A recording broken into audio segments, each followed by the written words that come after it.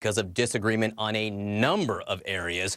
But I want to talk now about the Olympics and the gay rights issue. Richard Socarides was an advisor to President Clinton on a number of important issues, including gay rights. He's here now to talk about the Olympics. Richard, so great to have you. First of all, I want to talk about what Russian officials are now saying, because some are seeming to walk back some of their comments on what this ban means. Let me read you a quote here. They said, "The law is not intended to limit or violate the rights of citizens of any country, any religion, any preferences. The law is against propaganda among the underage."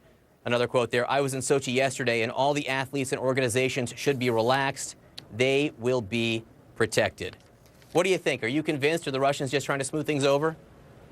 Well, it's not very reassuring, really, in any way. I mean, the nature of the law is so vague so as to outlaw what the legislation refers to as propaganda.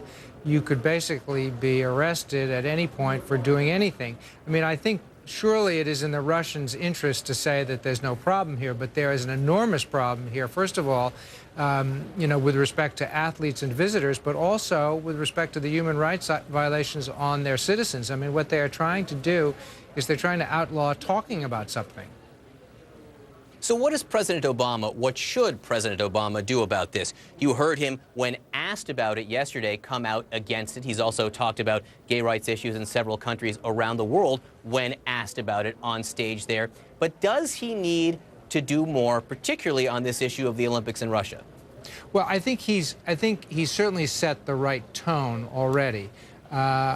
Speaking about it in a very public way and saying that it's not something that we would tolerate in this country, and sending a clear message to the Russians that we expect them to abide by generally accepted human rights policies during the Olympics, I think is an important first step. There's obviously a lot more to do. I think our diplomats have a big role to play in this. I no doubt expect Secretary of State John Kerry will be speaking about it when he meets with the Russians, which is coming up very soon.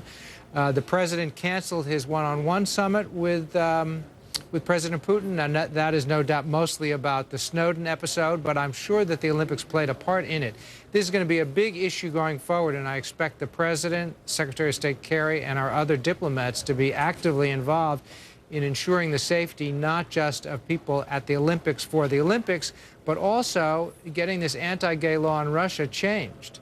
Quickly, Richard, what do you want to see the athletes do? You want the athletes to go still?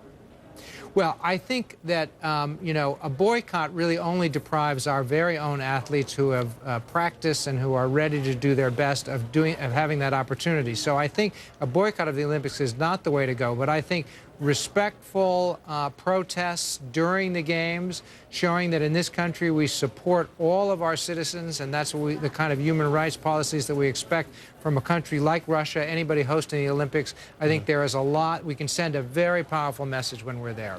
And we can go and we can win, like Berlin in 1936 with Jesse Owens. Richard Socarides, thank you so much for your time. Always great to see you. Thanks, John. Coming up here on